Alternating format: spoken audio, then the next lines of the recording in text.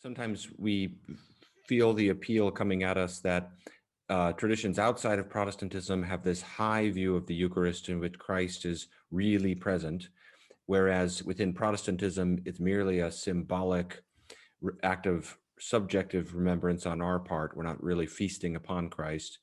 But this, to my mind, is an example of what we were saying, of where sometimes the contemporary anecdotal observation of an evangelical church is going to be very different from a confessional historic Protestant outlook. So could you just talk a little bit about what are some of the historic, I mean, you've done a lot of work with the Anglican tradition, for example. What are some of the historic Protestant views of the Eucharist or the Lord's Supper?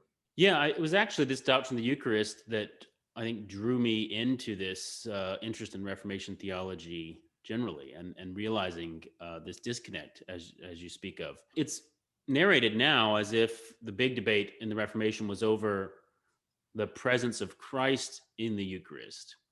But the thing that people were burned at the stake for saying was not they're denying that Christ is present in the Eucharist, but affirming that bread was present at the Eucharist, right?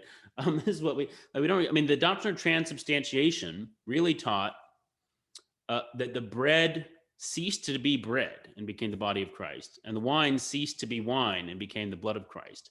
And so, to insist that no, this is still real bread and this is still real wine, that was the battle line in the Reformation. And many of the all of the reformers in their own way, in different ways, sought to insist that Christ's body and blood were still really presented to believers in the Eucharist. Now, I use that verb intentionally.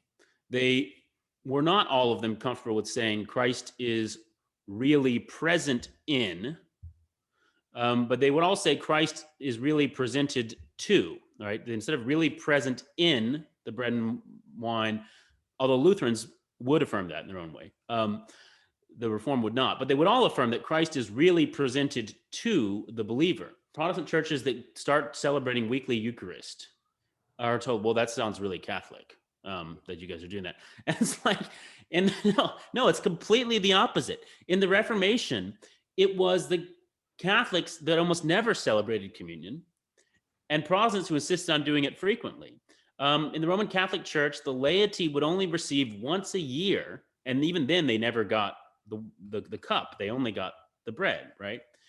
And the Reformers said, no. Or Calvin really famously said, I'm not going to get the quote just right, but basically, as long as what Christ has done for us remains outside of us, it is of no use. What Christ it has to be communicated into us. What the medieval church was doing is they were allowing Christ to remain outside. The Eucharist was there to be observed. It was a spectacle. You watched the priest do this thing, say these words, and then boom, that thing on the altar was Christ's body, and you could sort of admire it and bow before it, and then it'd be processed through the streets at the Feast of Corpus Christi. And then once a year, with fear and trembling, you'd go and you'd actually get a little bit. And the Reformers said, no, we need to actually receive Christ. So we need to be receiving the Eucharist regularly. And as we receive in faith, Christ truly communicates himself, his body and blood, and all his benefits to us in a way that transcends our understanding.